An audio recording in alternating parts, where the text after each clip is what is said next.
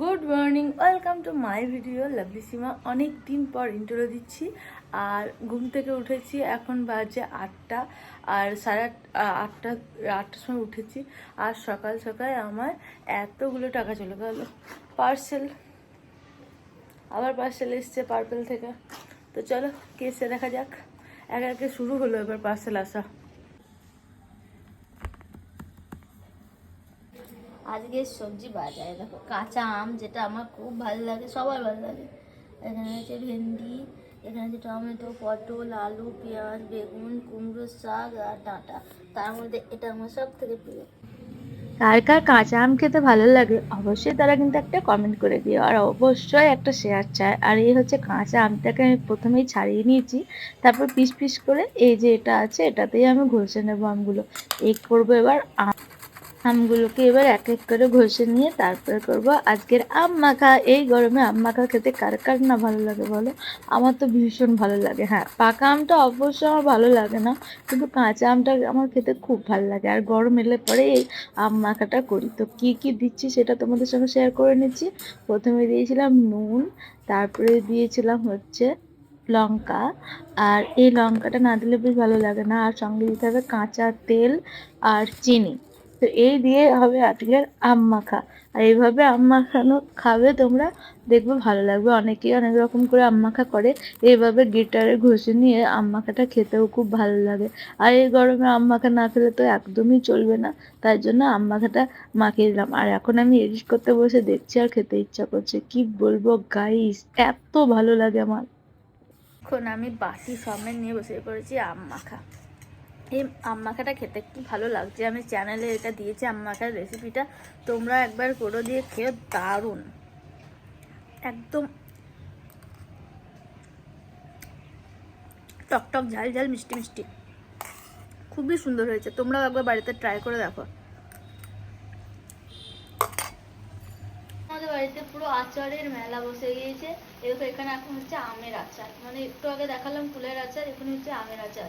চলো আচার হয়ে যাক, তোমাদের সঙ্গে একসঙ্গে দেখাবে। সব রোদে দেওয়া হবে, খুব টেস্টি লাগে। সারা বছর খাওয়া হয়, কিন্তু এটা সারা বছরের জন্য না, কিছুক্ষণের জন্য, কিছু দিনের জন্য। এটা জানালাম যে আমাদের বাড়িতে একটা আচার হয়েছে। তো দেখতে পাচ্ছ এখানে আমের আচার, এখানে আছে কুলের আচার।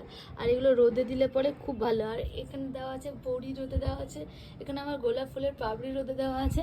তো এই হচ্ছে আজকে সব রোদে, গরম রোদের মধ্যে দেওয়া হবে, খুব টেস্টি হয়। বলবো গাইস, এই রোদের মধ্যে এসছি আর মেঘটা দেখো কত সুন্দর লাগছে। পাও পড়েছে, কি বলবো, এত রোদের মধ্যে এসছি। আর ওইখানে দেওয়া আছে আমের আচার, কুলের আচার, আর আছে বড়ি, সেগুলোই রোদে দিতে এসেছিলাম। তো চলো নিচে যাই। রোদটা একদম ভাল লাগে না, খুব গরম।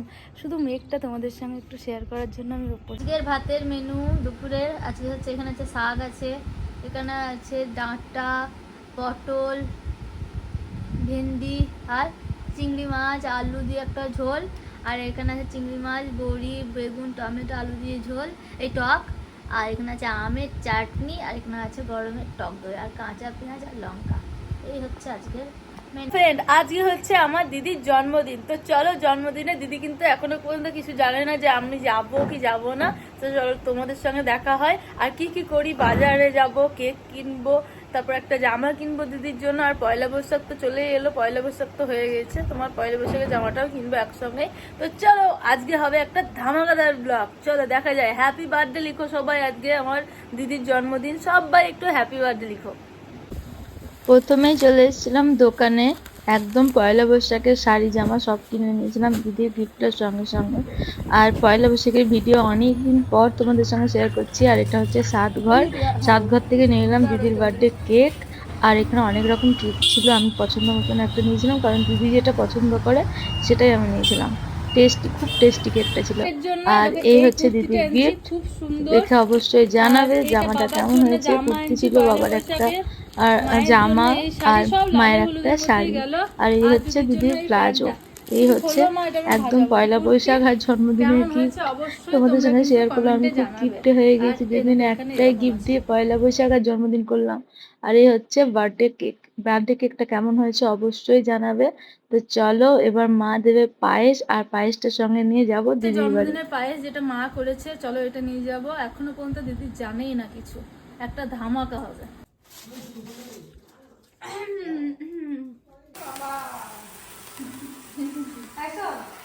কেক কাটো, কেক কাটো। Happy birthday to you.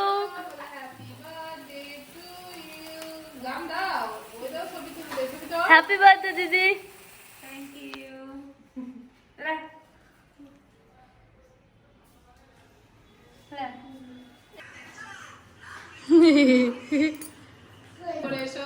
Happy birthday. Welcome. দিদির বাড়িতে চলে এসেছি আর দিদিকে সারপ্রাইজ দিয়ে দিয়েছি। দিদি প্রচণ্ড খুশি। চলো এবার বাড়ি যেয়ে কী কী করি সেটাও তোমাদের সঙ্গে শেয়ার করবো। আজকের মতো এখানে থাকলো বার্থডে ব্লগ। সবাই হ্যাপি বার্থডে লিখো। আমার দিদি ভীষণ খুশি, হাসিটা দেখে তোমরা বুঝে দিয়েছো। তো চলো এবার বাড়ি যাই।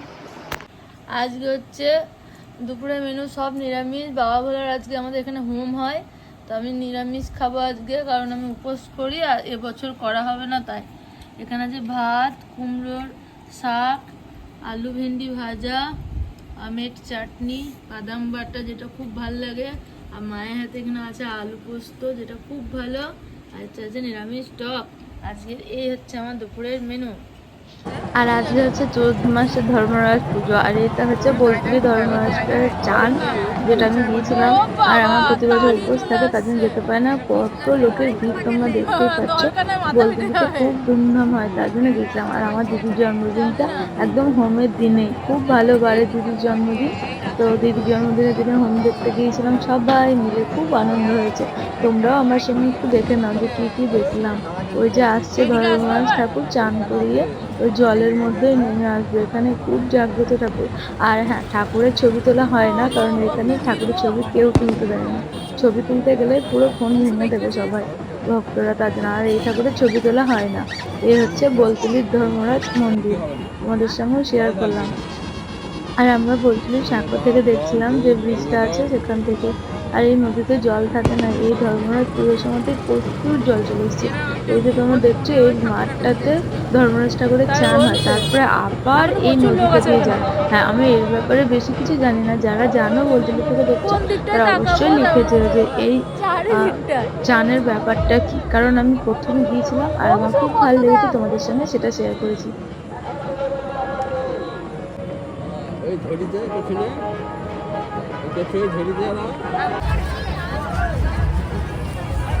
এই যে বলছিলি সাঁকো এটা, আর এই সাঁকোর মধ্যে ব্রিজের মধ্যে কত ভিড় থাকে। আর এই মন্দির আমরা যাচ্ছি, মন্দিরের ভিতরে যাব, প্রণাম করবো ঠাকুরের কাছে। আর সেই ছবিটা তোমাদের সঙ্গে শেয়ার করতে পারবো না, কারণ ছবি তোলা এখানে নিচে আছে। আর মানুষ কত কষ্ট করে কোনো ধর্মরাজ চান করতে গিয়েছিল, দেখো একদম বাঁধের নিচে, একদম কোনো রাস্তা ছিল না। আর আমরা এখানে দেখছিলাম। আর এবার মন্দির যাবো, মন্দিরে গিয়ে প্রণাম করবো। আর এখানে হচ্ছে ভক্তদের নাচ, মন্দির থেকে চলে এসেছি। আর এখানে ভক্তরা সবাই আনন্দ করছে। আজকে হচ্ছে ধর্মরাজ পুজো, আজকে হচ্ছে দিদির বার্থডে, সবাই একটু হ্যাপি বার্থডে লিখো। পরের দিন সকাল সকাল চলে গিয়েছিলাম। এখানে হচ্ছে বাবা বলে আসছে, রুদ্রদেব। আজকে আমাদের কান্দির রুদ্রদেব আসছে, সেটাই আমরা দেখতে গিয়েছিলাম সবাই মিলে। আর এখানে আমি জল ঢালি প্রতিবার, আর তার জন্য ঘটি নিয়ে চলে এসেছি। এরকম একদম খুব ভিড়, আর তোমাদের মাঝেও একটুখানি শেয়ার করলাম। আর যতটা পেরেছি আমি ভিডিও তুলেছি। টিনুদির সঙ্গে আমি রোজ প্রতি বছর এখানে যাই, রোজ বলছি। এই যে টিনুদি জল ঢালছে আর আমি তারপরে জল ঢেলে চলে আসবো। এত ভিড়ের মাঝেও তোমাদের জন্য ভিডিও করে আনছি।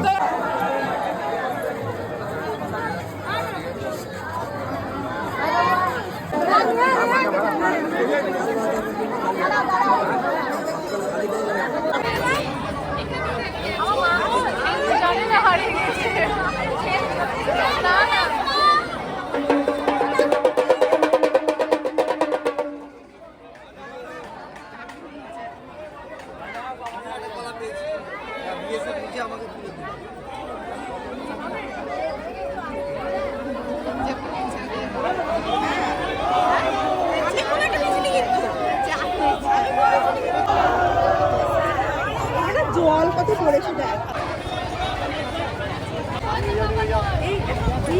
এসে টিনুদির বাড়ি, ছাদে আছি।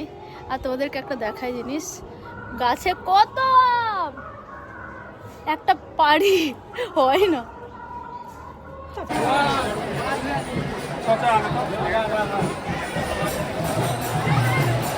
আর এটা হচ্ছে বাবার বাড়ি, এটা হচ্ছে বাবা রুদ্রদেবের মন্দির। আর এখানে ঠাকুর এসছে, আজকে একদিনের জন্য বাইরে বেরিয়েছিল। আর কতটা ভিড় দেখো তোমরা।